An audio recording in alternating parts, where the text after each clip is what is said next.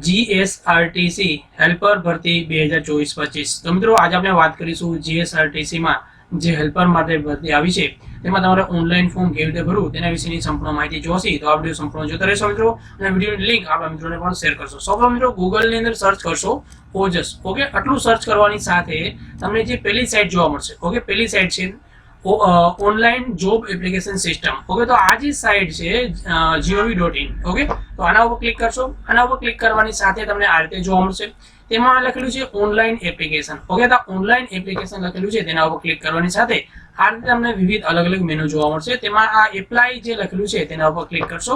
તેના ઉપર ક્લિક કરવાની સાથે તમને અલગ અલગ અહીંયા સિલેક્ટ કરવાનો ઓપ્શન જોવા મળશે, તેમાં તમે ત્રણ અલગ અલગ ઓપ્શન્સ અત્યારે તમને જોવા મળશે, એક જીએસઆરટીસી, જીએસએસબી અને સ્પીપા।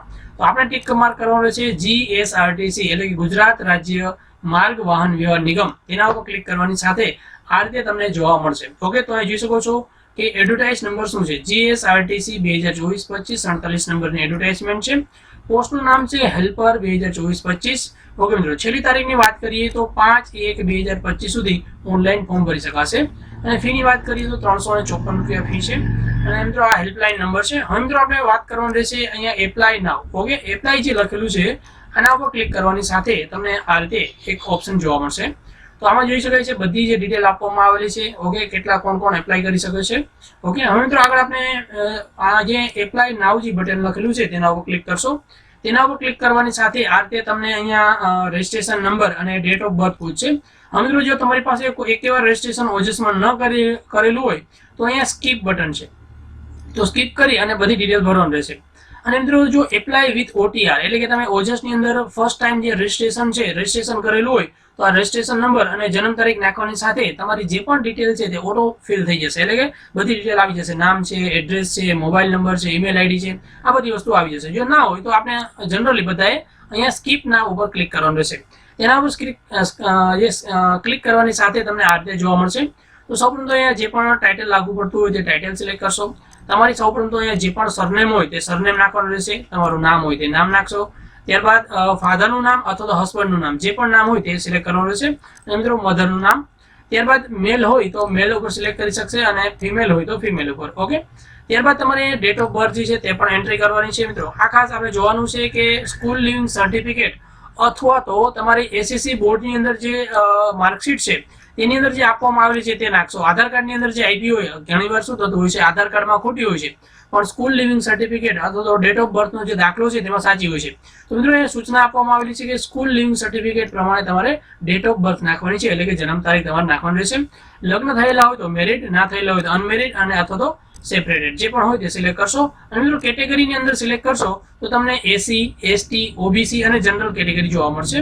તો જો એસીબીસી સિલેક્ટ કરશો તો તેના આધારે જે પણ કાસ્ટ સર્ટિફિકેટ નંબર, કાસ્ટ સર્ટિફિકેટની ડેટ અને કાસ્ટ સર્ટિફિકેટ કયા રાજ્યથી કાઢેલું છે તે, ત્યારબાદ નોન ક્રિમિનલ જે છે તે સિલેક્ટ કરવાનું રહેશે। નોન ક્રિમિનલ કઈ તારીખે કાઢવામાં આવેલું છે અને કોણે આ નોન ક્રિમિનલ જે પ્રમાણિત કરવામાં આવેલું છે, ઓકે, એટલે પ્રમાણપત્ર આપવામાં આવેલું છે તે એસીબીસી વાળાને સિલેક્ટ કરવાનું છે।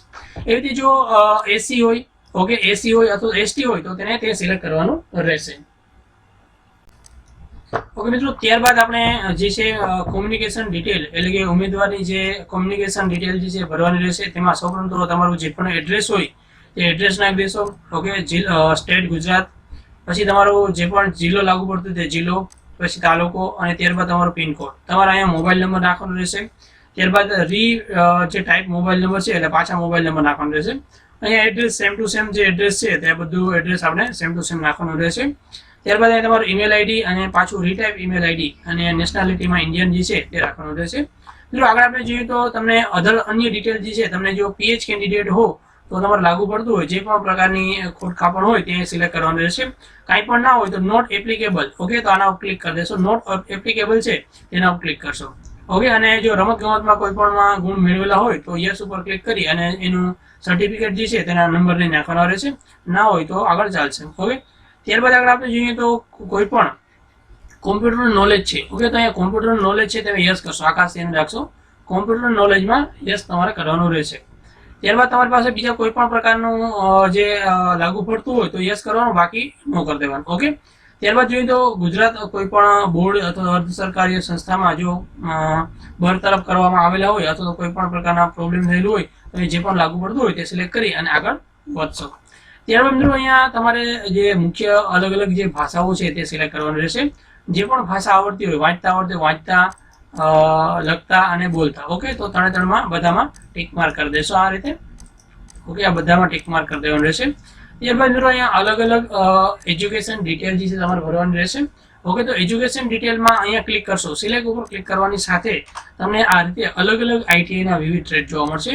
એટલે automobile body repair, automobile paint repair, carpenter, electrician, fitter, general mechanic, machinist, mechanical diesel, mechanical motor vehicle, painter, sheet metal worker, turner, welder અને વેલ્ડર કમ ફેબ્રિકેશન. ઓકે, તો આટલા જે વિવિધ ટ્રેડ જે છે તે બધા વ્યક્તિ આમાં ફોર્મ ભરી શકે છે. પછી મિત્રો તમારે જે પણ ટકા હોય તે ટકા નાખી દેશો. ઓકે, ક્લાસની અંદર ડિસ્ટ્રિક્શન હોય, ફર્સ્ટ ક્લાસ, સેકન્ડ ક્લાસ, તે જે પણ લાગુ પડતું હોય સિલેક્ટ કરી દેશો. ત્યારબાદ તમારું જે પણ બોર્ડ હોય, ઓકે, તે બોર્ડનું નામ નાખી દેશો. સ્ટેટ તો ગુજરાત રહેશે. ક્યારે પાસ આઉટ કર્યું, પાસ આઉટનું વર્ષ નાખવાનું છે. પહેલી ટ્રાય પાસ આઉટ હોય તો 1, બીજી ટ્રાય પાસ આઉટ તો 1, 2 અને લાસ્ટમાં જે પણ જે માર્કશીટ છે તેના અહીં તમારે સીટ નંબર નાખવાના રહેશે. ઓકે, ત્યારબાદ મિત્રો આગળ આપણે જોઈએ તો એ સિલેક્ટ થઈ જાય ત્યારબાદ તમારે અહીંયા મોર એજ્યુકેશન ડિટેલ છે તેના ઉપર સિલેક્ટ કરવાનું રહેશે. તેમાં મિત્રો કોઈ પણ જે જગ્યાએથી તમને એપ્રેન્ટિસનો કોર્સ પૂર્ણ કરેલો હોવો જરૂરી છે. તો એમાં ટકા કેટલા છે, કયો ક્લાસ છે, કઈ યુનિવર્સિટીમાંથી કરેલું છે, ગુજરાત અને પાસિંગ યર ક્યારે છે, આ બધી ડિટેલ તમારે ફિલઅપ કરવાની રહેશે. ત્યારબાદ મિત્રો એ બધી ડિટેલ ફિલઅપ કરી દેશો. લાસ્ટમાં તમને એક ડિક્લેરેશન અથવા બાઇન્ડરી જોવા મળશે. તેમાં સૌપ્રથમ તમારે ટિક માર્ક, યસ ઉપર ટિક માર્ક કરી અને સેવ બટન અહીંયા લખેલું છે, આ સેવ બટન ઉપર ક્લિક કરવાનું રહેશે. ત્યારબાદ મિત્રો આપણે જે સેવ ઉપર ક્લિક કરવાનું રહેશે. તો સેવ ઉપર ક્લિક કરવાની સાથે તમને આ રીતે જોવા મળશે. તો સૌપ્રથમ તો તમારું જે પણ નામ છે તમને નામ જોવા મળશે. તમારો જે અરજી નંબર છે તમે જોઈ શકશો. ઓકે, અરજી નંબર અહીંથી તમે જોઈ શકો છો. ઓકે, તો અહીંયા તમારો અરજી નંબર જોવા મળશે. ત્યારબાદ મિત્રો આગળ આપણે જોઈએ તો હવે તમે અરજી જે છે આપણે સેવ થઈ ગયેલી છે. ત્યારબાદ મિત્રો જો કોઈ પણ પ્રકારની ભૂલ હોય, ઓકે, તો તમે એડિટમાં જઈ અને એપ્લિકેશનનો સુધારો કરી શકો છો. અને જો કોઈ પણ પ્રકારની ભૂલ ના હોય તો update photo and sign. Okay, તો આના ઉપર ક્લિક કરશો. અહીંયા ઓજસ એપ્લિકેશન ઓનલાઈન એપ્લિકેશન છે તેના ઉપર ક્લિક કરશો. આ બધા ઓપ્શન જોવા મળશે. જો કંઈ પણ ભૂલ હોય તો એડિટમાં જવાનું, ના હોય તો અપડેટ ફોટો એન્ડ સાઇન એના ઉપર ક્લિક કરવાની સાથે તમને આ રીતે જોવા મળશે. તો સૌપ્રથમ તો તમારા અહીંયા જે પણ એપ્લિકેશન નંબર છે એપ્લિકેશન નંબર નાખી દેશો. અહીંયા તમારી જે ડેટ ઓફ બર્થ છે તે નાખી કેપ્ચા નાખી અને ઓકે બટન ઉપર ક્લિક કરવાનું રહેશે. ઓકે ઉપર ક્લિક કરવાની સાથે તમને આ રીતે તમારું અહીંયા તમને તમારું નામ જોવા મળશે. મિત્રો તમારે તમારું ફોટોગ્રાફ અપલોડ કરવાનું છે અને નીચે તમારી સાઇન અપલોડ કરવાની છે.